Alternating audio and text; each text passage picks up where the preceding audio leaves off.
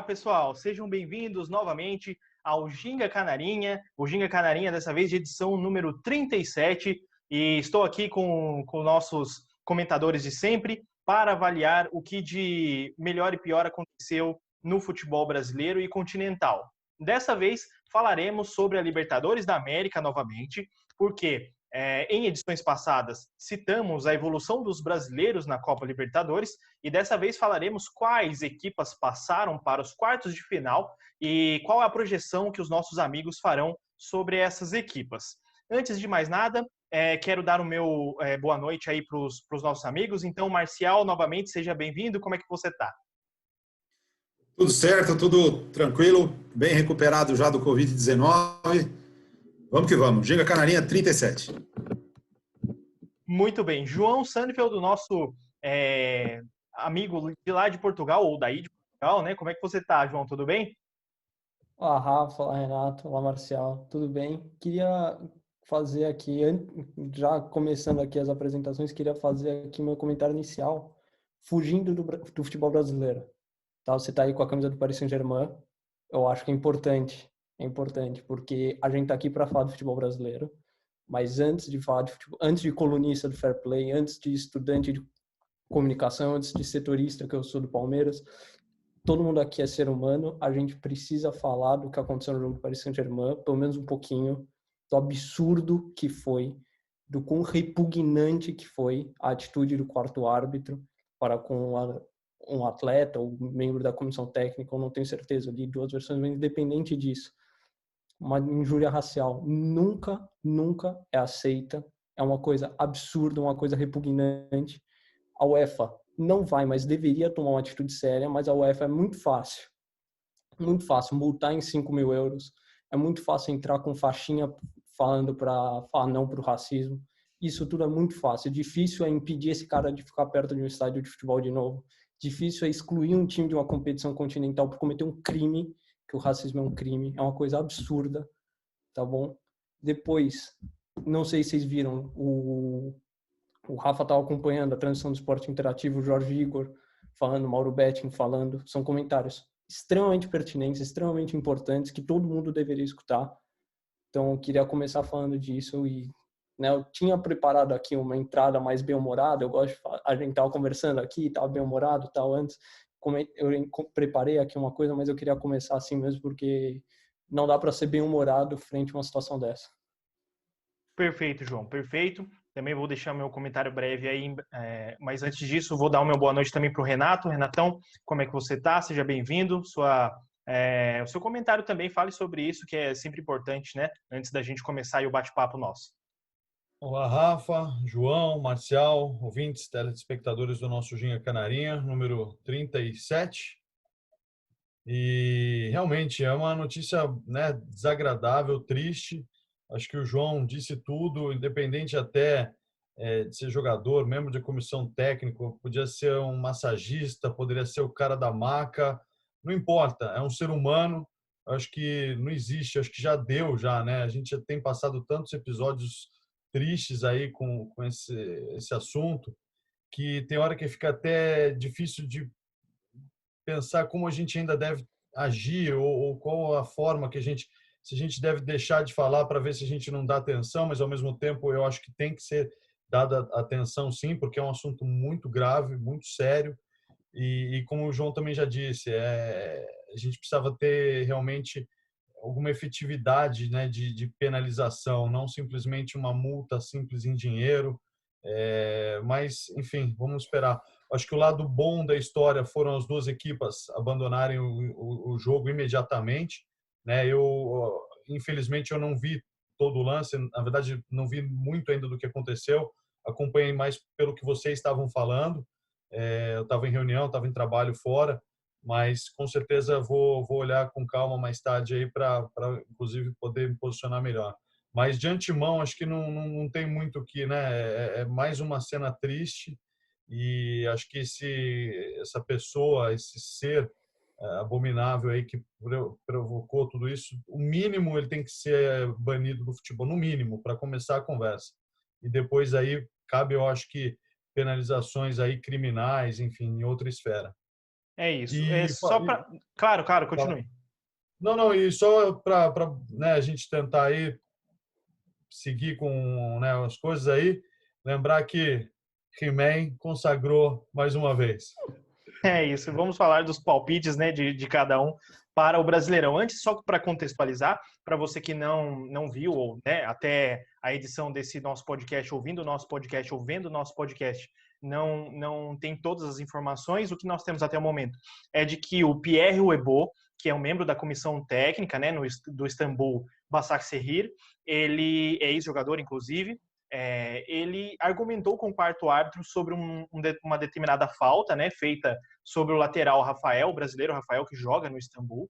E a partir daquele momento, ele acusou, obviamente, o quarto árbitro de uma injúria racial feita a ele. E nesse momento, o árbitro, até depois de ouvir o quarto árbitro sobre essas reclamações, chegou a expulsar o Pierre Webo antes de ouvir, né, o que se passou. Bem, os jogadores ficaram sabendo disso, tanto do lado do Istambul quanto do PSG. Inclusive, não tem uma camisa do Istambul, se tivesse estaria aqui comigo, mas tem uma camisa do PSG para fazer menção, sim, a esse ponto. E aí o que aconteceu? O Dembaba, que é um jogador do Istambul que estava na reserva, ele foi o principal homem ali, jogador em campo, a argumentar com o árbitro, informando o que ocorreu efetivamente. E ao comentar ali com todos os jogadores, todos tiveram essa bonita ação. É a primeira ação que deve ser tomada e não deve ser a última, dos jogadores se recusarem a permanecer em campo até que a situação fosse investigada, apurada, punida e depois o jogo fosse retomado. O jogo foi cancelado, né, foi suspenso, e a UEFA ainda não se pronunciou do que vai ocorrer. Então fica aqui esse ponto para todos vocês. O racismo não deve ser tolerado, a injúria racial não deve ser tolerada mais de agora em diante. Obviamente não deveria ser antes e agora mais ainda. Então, por esse motivo, fica aqui o nosso apelo. Bem, para falar agora sobre o futebol em si, né? A gente, nos últimos podcasts aí, entrou com os palpites. Nós sempre passaremos aqui para vocês palpites sobre os jogos que ocorrem tanto no Brasileirão, Libertadores e tal.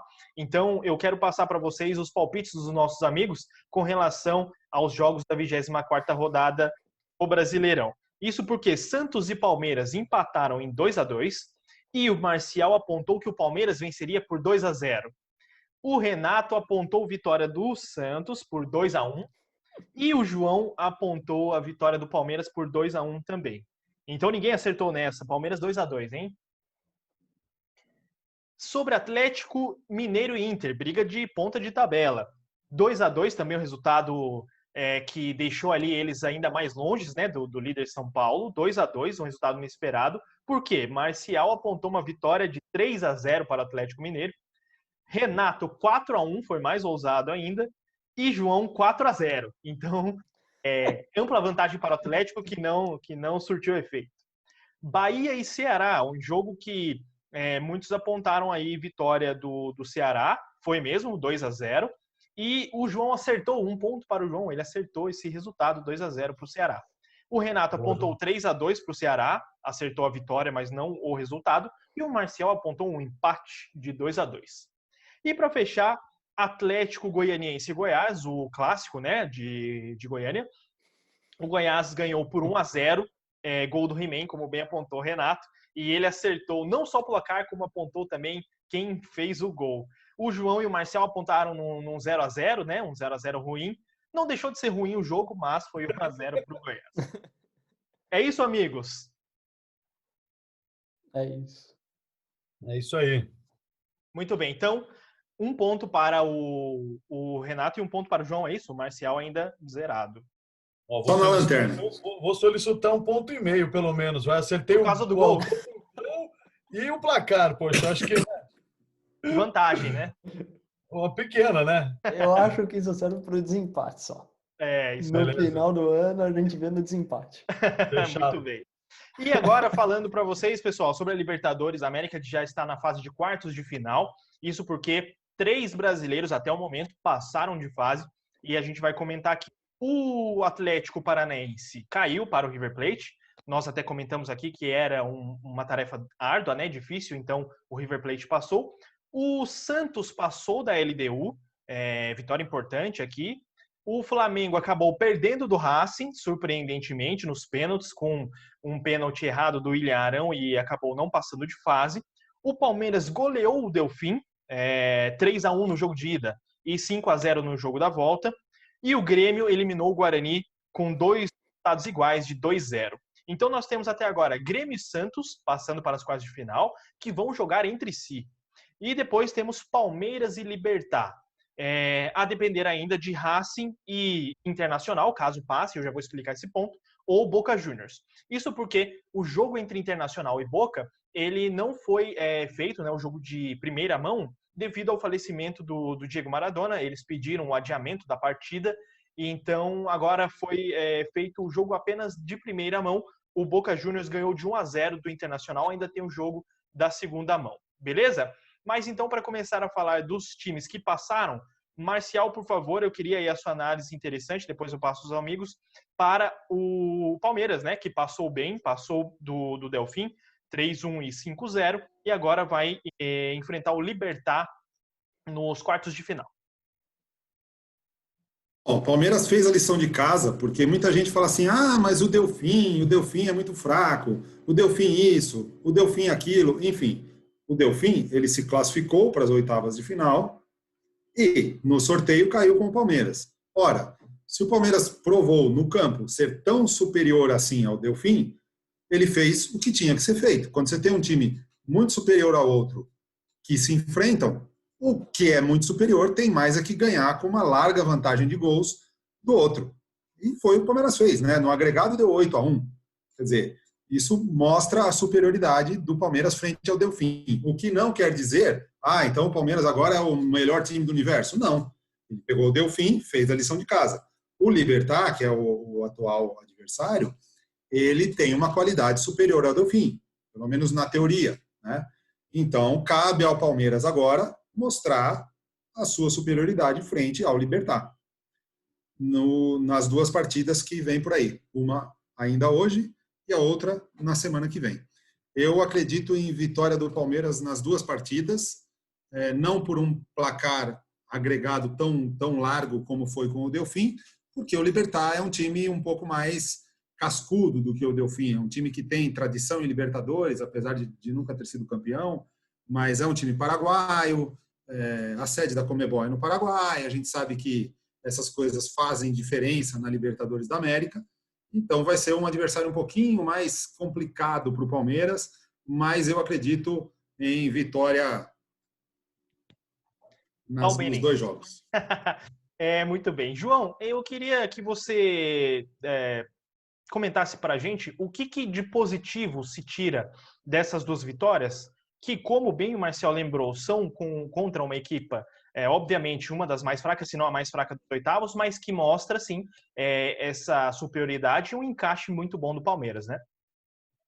Sim, dá para tirar muita coisa positiva desses 2 jogos, que mesmo sendo contra um adversário bem fraco, o Delfim é realmente um adversário bem abaixo do Palmeiras, você percebe que o time mostrou armas muito interessantes. Tá? Teve desempenhos individuais interessantes e coletivo, acima de tudo, interessante. Tá? Teve, primeiro, Vinha muito bem pela lateral esquerda, dupla de zaga muito bem, os 2 centrais do Palmeiras foram sensacionais. O médio defensivo do Palmeiras, Danilo, foi fenomenal. Foi uma partida espetacular. A segunda mão do confronto contra o Delfim do Danilo foi espetacular. O Gabriel Veron foi eleito o jogador da semana na Libertadores, porque ele fez também uma partida magnífica, marcando 2 gols, sendo ele um golaço, né? Foi sensacional. Então, tudo isso faz com que são coisas positivas. E, além disso, tem o desempenho coletivo da equipe, que mostrou variações ofensivas, mostrou capacidade de atacar com um atacante mais fixo, às vezes com o William movimentava até um pouco mais até que o Gabriel Silva, que quando entrou, mostrou todas essas capacidades, mostrou capacidade de triangulações, ultrapassagem dos laterais, jogava com bola no chão, né? Teve jogadas criadas pelo Palmeiras, o que é uma coisa que era uma raridade com o Luxemburgo e agora passou a se tornar rotina. O Palmeiras passou a criar jogadas com a bola no chão, toca um jogador toca, o outro passa, ele acha esse passe. O Danilo, principalmente, o Patrick de Paula, bem, são jogadores que são coisas que mudaram bastante no Palmeiras, né? E são muito, muito positivas e dão também essa tranquilidade para o torcedor, o adepto, o palmeirense pode olhar para esse time e pensar, esse time tem chance boa de passar pelo Libertad, que é, de novo, um adversário abaixo do Palmeiras. Libertad é um time bem treinado, não é um time cascudo, não é um time tão péssimo como o Delfim era realmente muito, muito ruim, mas o Palmeiras é um time muito acima. O Libertad tem a pior campanha de todos os classificados para essa fase da competição. Os quartos de final, o Libertad tem a pior campanha se você somar a competição toda. Isso é uma coisa que conta e conta bastante. Quando você faz esse balanço, né, de favoritismo, conta e conta bastante. Eu falei isso no Twitter, eu ganhei um hate absurdo, mas o Libertad é um time bem abaixo. O Palmeiras tem chances muito boas. Legal. Renato, você já consegue perceber um pouco, vamos dizer assim, do crescimento de produção com o Abel Ferreira, e você acha que isso pode influenciar nas outras competições? Porque lembrando, né, como falarei também do Grêmio, o Palmeiras junto com o Grêmio, as únicas equipas brasileiras que ainda tem as 3 competições. Está brigando pelo Brasileiro, está brigando pela Libertadores e Copa do Brasil. Então, Rafa, assim como eu gosto, né, de lembrar quando o palpite é bem dado, eu preciso lembrar também quando a gente mete uma bola fora, né? O Flamengo, falei aqui nas edições passadas que eu tinha certeza que passaria tranquilamente pelo Racing, até mesmo por ter empatado fora de casa e jogando um futebol relativamente bom, até considerando a partida fora de casa e pelos desfalques que tinha na época.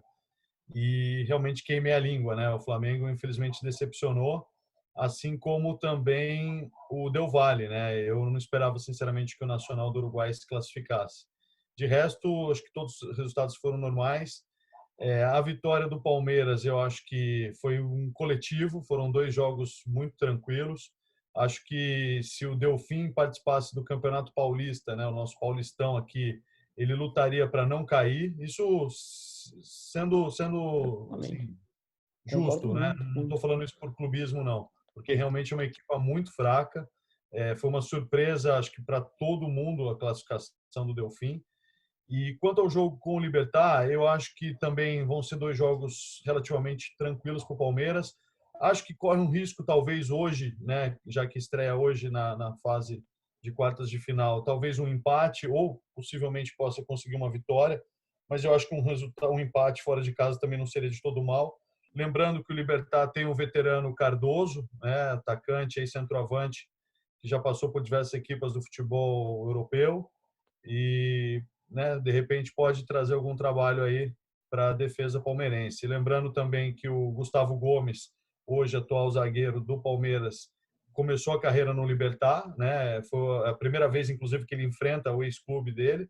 Então vai ser também um confronto interessante, até por sentimento, né? Todo aí, ver como é que o Gustavo Gomes se comporta.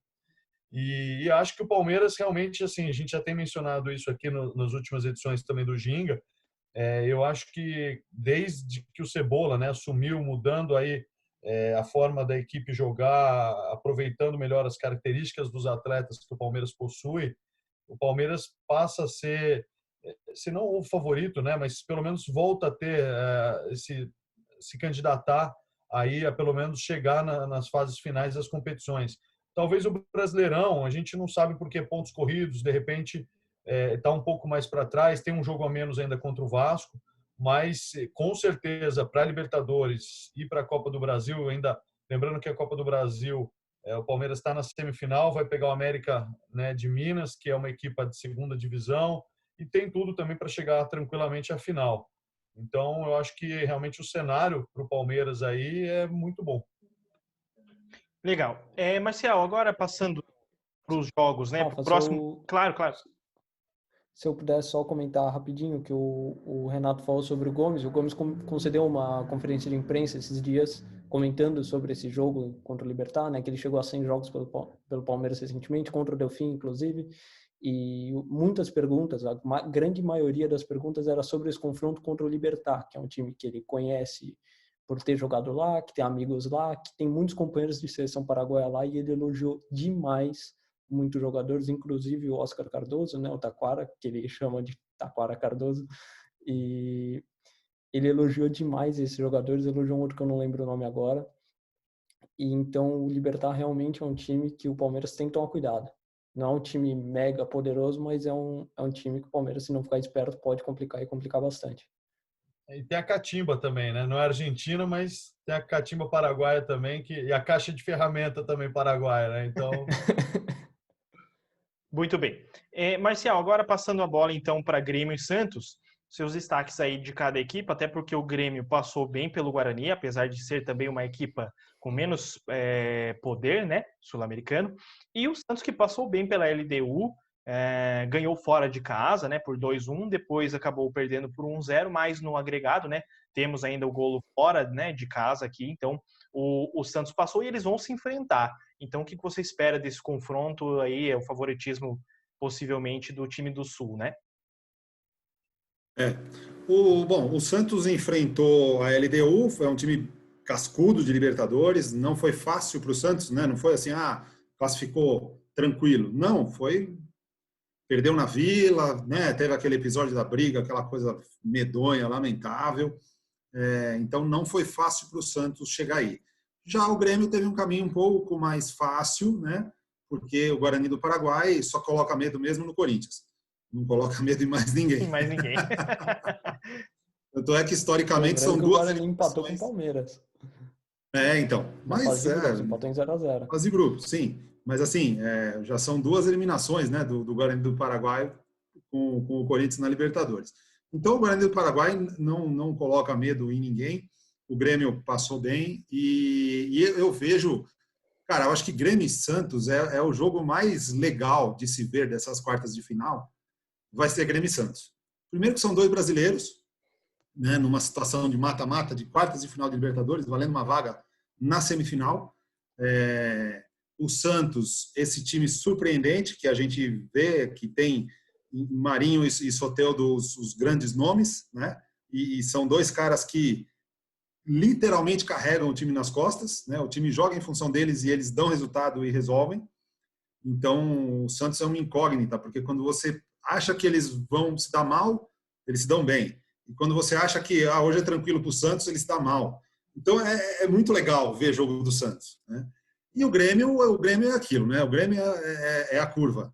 Ele começa sempre naquela e daqui a pouco ele dá Sobe de produção, né? Ele dá aquela subida de produção e aí é o Grêmio.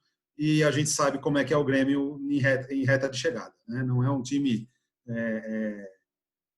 fácil de você eliminar, é um time muito cascudo em Copas, tanto na Copa do Brasil quanto na Libertadores. É um time que vai dar trabalho. Se eu tivesse que apostar minhas fichas nesse confronto, eu apostaria no Grêmio, mas assim, não vai ser fácil. Talvez nos pênaltis ele passe.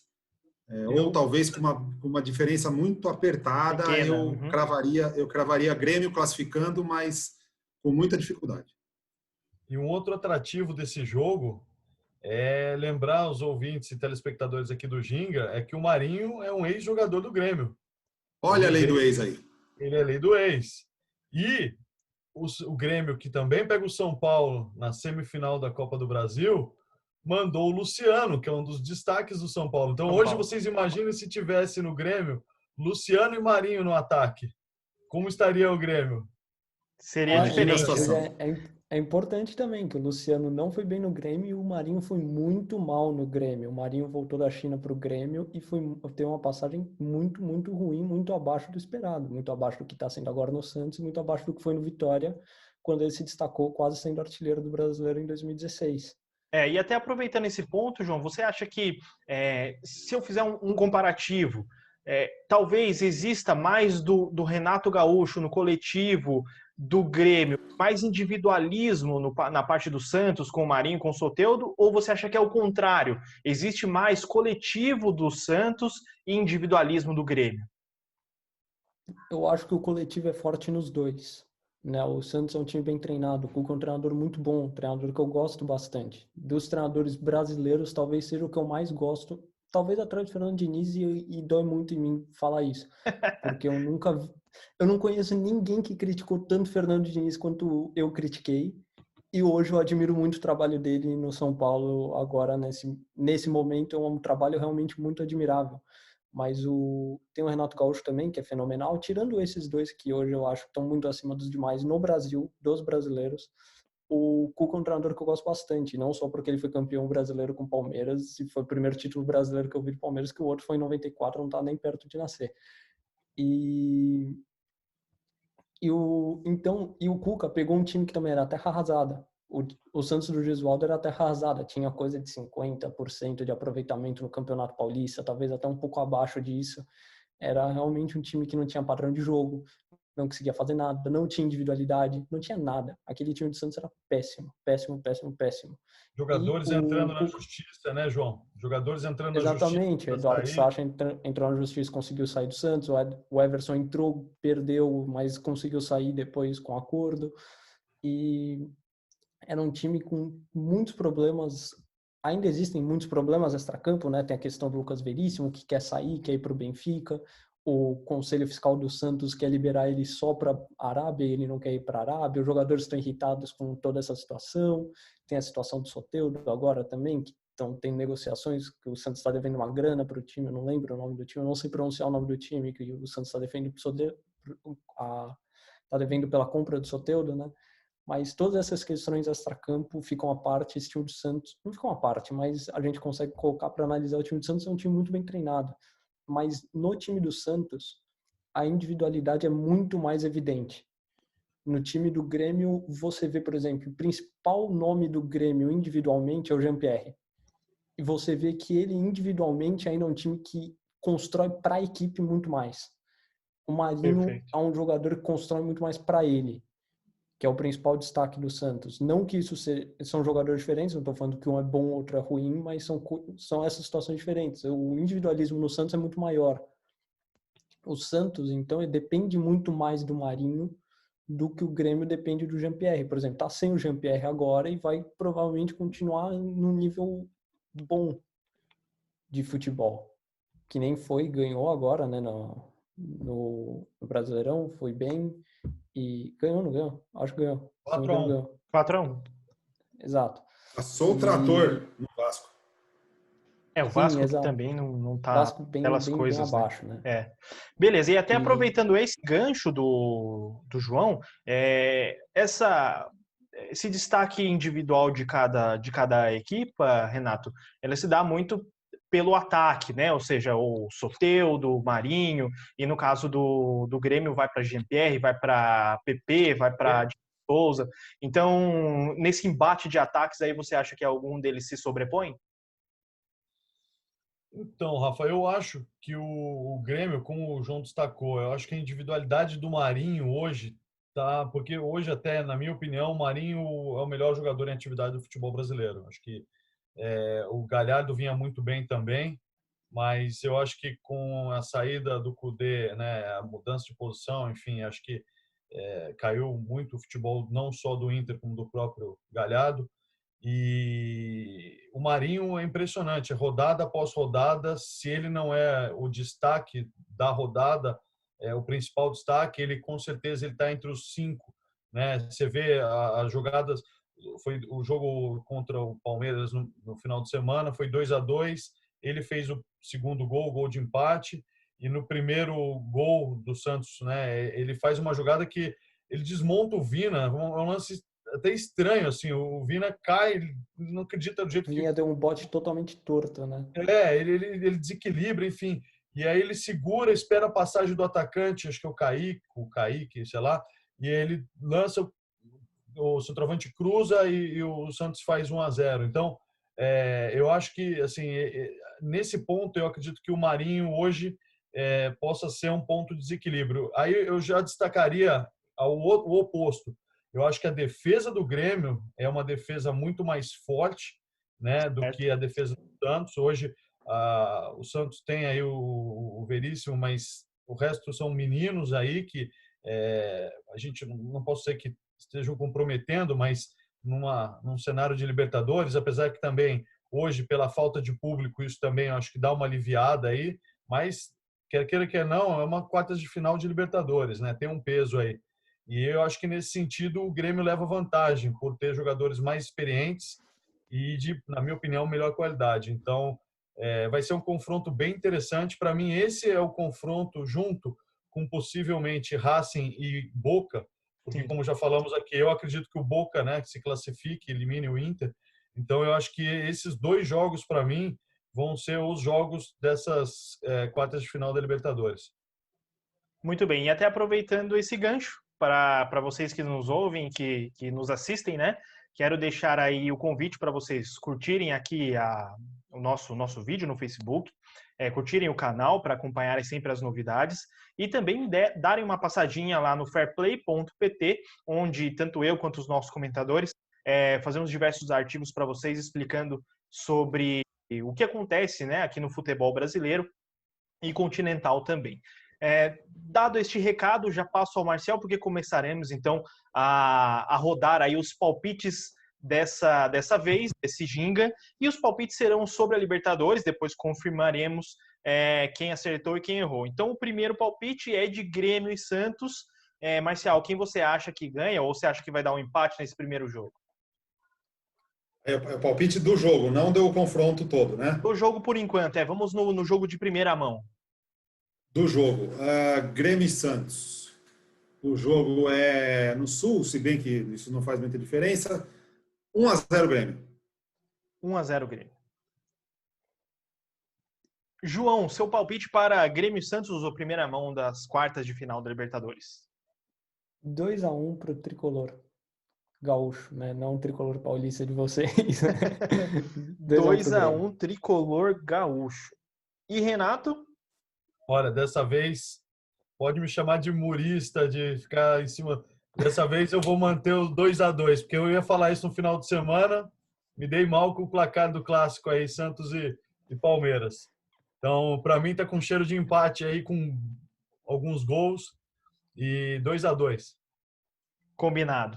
E agora Palmeiras e Libertad, o Palmeiras e Libertad que estão jogando, vão começar a jogar agora, né? Enquanto a gente está gravando esse Ginga. Então, possivelmente, quando você estiver assistindo ou ouvindo, você já vai saber o resultado do placar de Palmeiras e Libertad. Então, Marcial, seu palpite para Palmeiras e Libertad sem clubismo. Palmeiras 2, Libertad 1. 2-1. Vai tomar um gol, então. João. 2-0 Palmeiras. 2-0. Não vai tomar gol. E Renato? 1-1. 1-1. Bom, empate com gol é sempre bom. Fora de casa. É isso aí. Beleza. Depois, pessoal, só para comentar, nós teremos realmente Racing e ou Internacional ou Boca Juniors, então a gente espera para ver o jogo de segunda mão, que ainda é dos oitavos de final, né? Então, se o Internacional passar, a gente fala também sobre esse jogo. Diga, João. Posso cravar que passa o Boca Juniors? Boca 2-0. Tudo bem. Boca. Você já cravou, então passa o Boca? Eu tô cravando aqui. Boca Juniors passa, o Internacional não chega perto. Marcial também? 2-0 Boca. 2-0 Boca. Então Eu tá concordo, 2-0 Boca. O Internacional não conseguiu reverter direito o placar contra o América Mineiro do Lisca, que com todos os elogios possíveis para o América Mineiro e para o Lisca, que é um ótimo treinador, não chega perto da qualidade de um Boca Juniors e ainda mais fase eliminatória de Libertadores, né? Então, o Internacional, a chance é muito, muito baixa. A pergunta que fica é o confronto do dia 16, né, de dezembro, Boca aliás, Racing e Boca. Esse sim.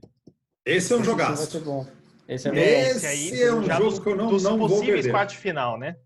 Isso. No caso de passar o Boca, alguém arrisca? Racing. Mas e o Olha. placar? Racing, nos pênaltis. Eu acho que dá Boca. Eu acho que passa o Boca, mas o primeiro jogo vai dar Racing 1-0. Eu acho que vai dar empate 1-1, 1-1. tá? Depois a gente confere. Beleza, é isso aí, pessoal. Então, como falei, né, não deixem de curtir a página, se inscreverem aí também verem os artigos, né, na página do fairplay.pt. Diga. Desculpa, o pessoal do Nacional do Uruguai está me chamando aqui, ó. Estão sentindo, querendo saber qual que é o palpite Nacional e River. Tá bom, você quer falar o Nacional? Deixa eu até anotar, então, Nacional e River. Você que diga.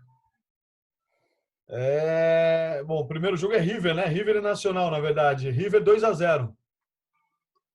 Tá, anotei.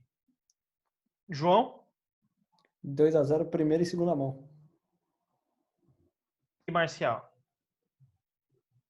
River ganha também. Para não ficar igual, vai 2-1. 2-1. Então passa o River Plate, certo? Vamos ver. Teremos River e Palmeiras. River e Palmeiras, possivelmente numa das chaves, né? Uhum. Beleza. Pessoal, agora sim, então, combinado, anotei todos os placares aqui para confirmarmos nas próximas edições do Ginga Canarinha.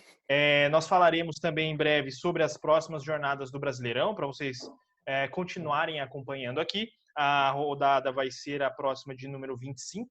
Então, vamos ver se o São Paulo, que agora se desgarrou um pouquinho da liderança, continua, se Atlético Mineiro, Internacional, Palmeiras, enfim, até o Grêmio, se essas equipas vão oferecer aí novos riscos para o tricolor paulista, tá bom? É isso, meu obrigado para os 3 participantes, até a próxima, e para os ouvintes fica aí o nosso convite para acompanhar a próxima edição do Ginga Canarinha, tá bom?